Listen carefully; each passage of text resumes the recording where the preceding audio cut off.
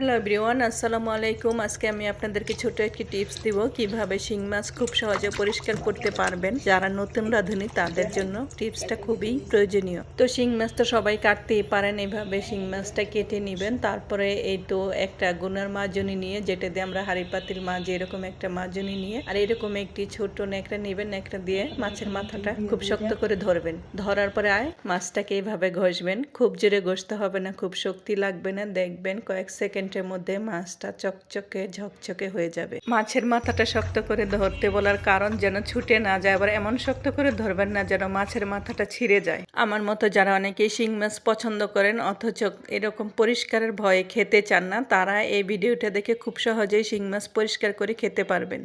অনেকেই অনেক রকম ভিডিও বানায় শিং মাছ পরিষ্কার করার, তো আমি দেখলাম আমার কাছে এইভাবে পরিষ্কার করাটাই সবচেয়ে সহজ বলে মনে হয়। এই তো আপনারা দেখতেই পারছেন কয়েক মুহূর্তের মধ্যে মাছগুলো কত সুন্দর পরিষ্কার হয়ে গেছে। এই মাছগুলোকে একটু লবণ দিয়ে ধুয়ে ফেললে যতটুকু কালো আছে এতটুকু কালো আর থাকবে না, একদম সাদা হয়ে যাবে। এই তো আমি মাছগুলোকে লবণ দিয়ে খুব ভালো করে ধুয়ে পিস পিস করে কেটে আবার একটু ধুয়ে নিলাম। তারপর অল্প সময়ের মধ্যে মাছগুলো পরিষ্কার হয়ে গেল। আমি ঝটপট রান্নাটাও করে ফেললাম।